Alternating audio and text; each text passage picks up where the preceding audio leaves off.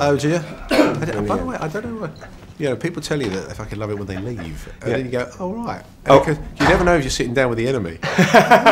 Well, people don't tell you when they come in, normally. Yeah. No? Oh, what a surprise. Yeah. Oh, we'll start with that. We'll start with the fact that it's probably Movie Kingdom's film of the year.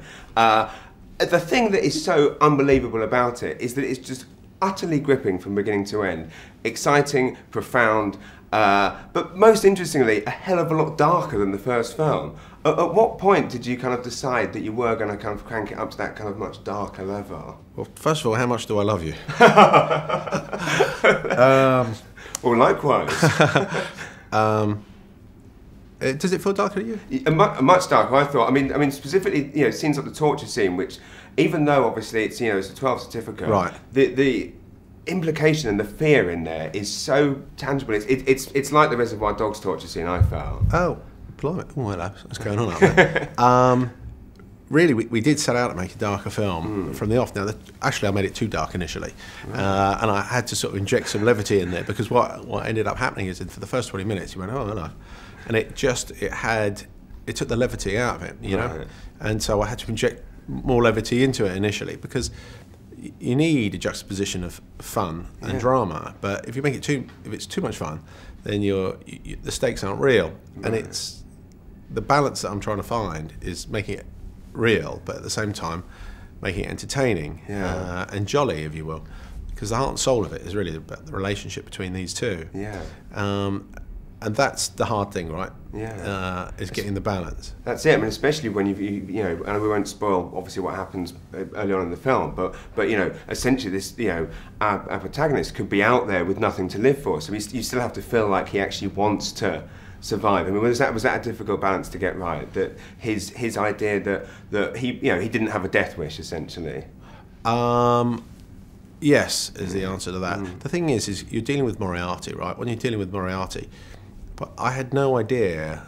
There's a sort of collective opinion, and it's a strong collective opinion about who Moriarty is and how he should be portrayed. And I hope we've managed to kind of circumnavigate our way around that. But people do have an opinion about Moriarty. When you're dealing with Moriarty, you've got to make him a formidable opponent, right? Yeah.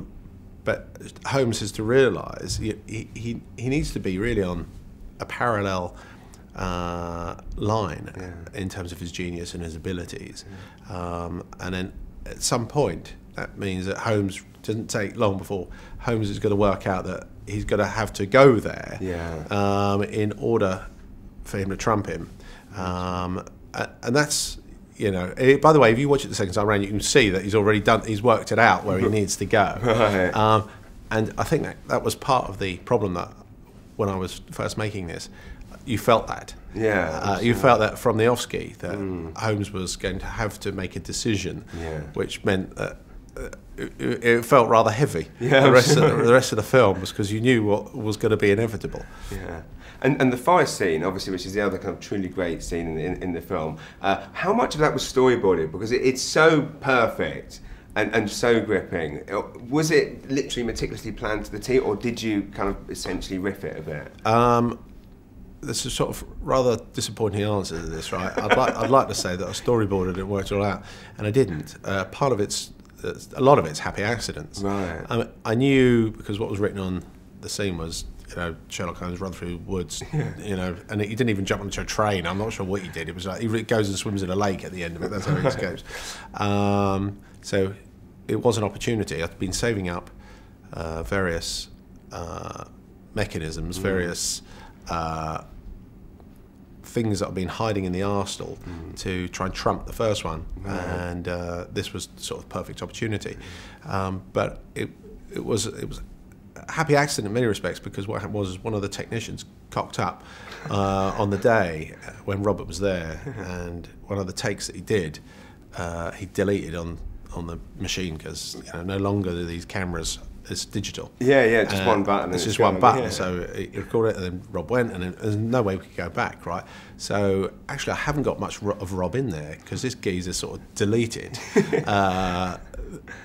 all the really important stuff, right? So I fired him. He got shot. His company fired him, and then I went back and I filmed for another 3 days, because once I got back, and by then I started to cobble things together, and by the time I got back, I knew exactly what I wanted to do, because I sort of had we cobbled together this idea, and then I knew exactly what to do. So it was a bit of trial and error, that. Yeah. But I think that's probably my favourite sequence, I've got to tell you. Yeah, but I did throw a lot of dust at it. I'm sure, yeah, but what a beautiful accident. I mean, it's filmmaking. Thank you so much. Thank It's you really very lovely much. to meet you. Thank you.